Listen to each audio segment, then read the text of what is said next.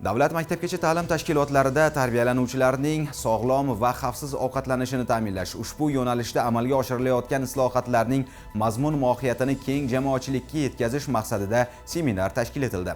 Unda maktabgacha ta'lim tizimi rahbar hamda mutaxassislari, tibbiyot xodimlari, outsourcing korxonalari vakillari hamda mas'ullar ishtirok etdi. Seminarda davlat maktabgacha ta'lim tashkilotlarida sog'lom ovqatlanishni outsourcing usulida tashkil etishning yangi tartibi atroflicha tushuntirildi. Mazkur tizim bolalarni sifatli va xavfsiz oziq-ovqat bilan ta'minlash, taomnoma va sanitariya me'yorlariga qat'iy rioya etish hamda ovqatlanish jarayonida shaffof nazoratni kuchaytirishga qaratilgani ta'kidlandi.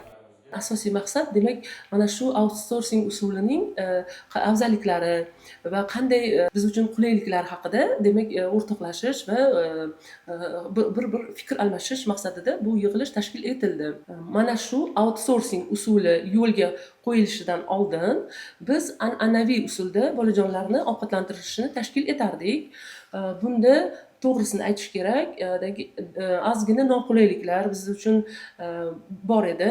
Bunda masalan bizga mahsulotlar keltirilardi va biz shu mahsulotlarni hamshira, xo'jalik mudirasi birgalikda o'tirib, bolajonlar uchun o'zimiz taomnoma tuzardik va bunda juda ham qiyinchiliklar yuzaga kelardi va bizning asosiy vazifamiz ta'lim tarbiya sifatini nazorat qilish. Lekin biz ozgina vaqtimizni oziq-ovqatga jalb etib qo'yardik. Outsourcing usulini tashkillashtirgan tashkilotlarga juda katta minnatdorchilik bildiraman. Chunki men o'zim rahbar sifatida men bu usulni juda ham qo'llayman.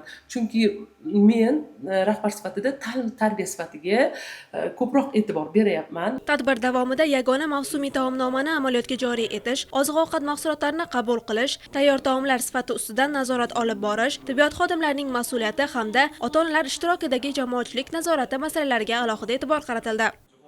Outsourcing tashkilot tomonidan ovqatlantirish afzallik tomonlari shuki, oziq-ovqatlar har doim vaqtida yetkazib beriladi.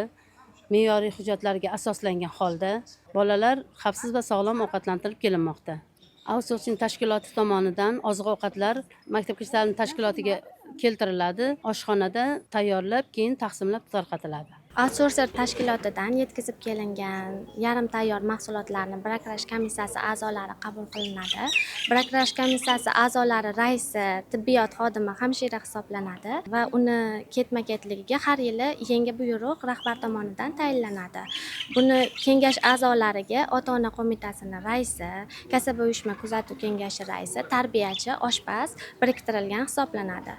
Kelgan mahsulotlarni Brakirash komissiyasi a'zolari tomonidan tekshirib olinadi.